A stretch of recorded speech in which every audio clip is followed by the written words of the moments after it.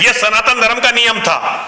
मतलब उस गांव में जो भी औरत ब्याह के आई है वो मेरी दादी है, मेरी माँ है, मेरी चाची है, मेरी ताई है।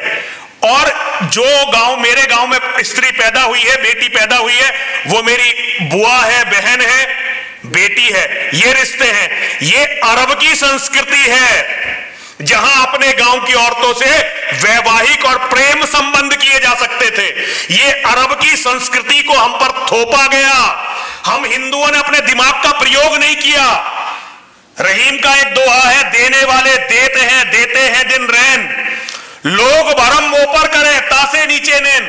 क्योंकि रहीम के पास मुगलों का अतुलित धन था और वो एक दोहा लिखने के लिए एक असरफी देता था, एक दोहा के लिए एक स्वर्ण मुद्रा देता था। तो उसने अपने हिसाब से हिंदुओं का साहित्य बदलवाया। यह भी जिहाद का एक रूप था। अगर यह जिहाद का रूप नहीं होता तो हमारी हजारों लाखों करोड़ों बहनें लव जिहाद में नहीं फंसती।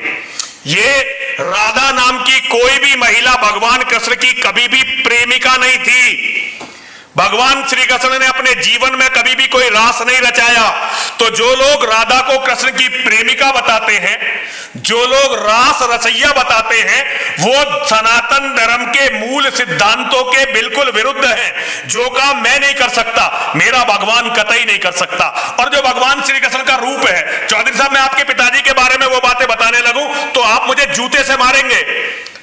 और हमारे तथाकथित कथाकारों ने, धर्माचार्यों ने हम सबके बाप, हम सबके पिता योगेश्वर श्री कृष्ण के बारे में जो बकवास की है, इसी की सजा तो हम लोग भुगत रहे हैं।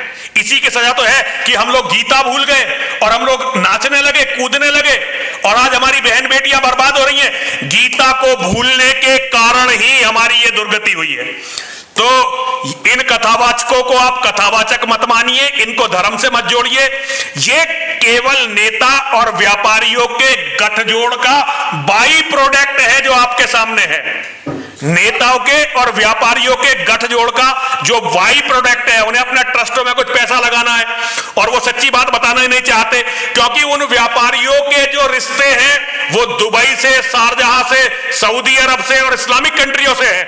इसी तरह से बहुत सारे नेता हैं जिन्हें दुबई से, शारजहां से, यूएई से, सऊदी अरब से सर्वोच्च सम्मान मिलते हैं, सर्वोच्च सम्मान मिलते हैं। इस्लाम के जिहादियों का एक भी पैसा, एक भी साधन वहां नहीं लगता जहां इस्लामीकरण की संभावना ना हो, क्योंकि हम इस्लाम के जिहाद को जानते ही नहीं है, हम इस्लाम के मूल को नहीं जानते हैं, इसलिए हमें इन बातों का पता ही नहीं है। लेकिन सत्य तो यह है कि हमारे भारत के नेताओं के, व्यापारियों के, धर्माचार्यों के अरब से, सऊदी अरब से और दुबई से क्या संबंध है, इस पर अगर आप एक जांच बैठवा दो तो ये सब मतलब इतना बड़ा बवाल होगा, आप कल्पना नहीं कर सकते। लेकिन भारत में कोई इसको करेगा नहीं।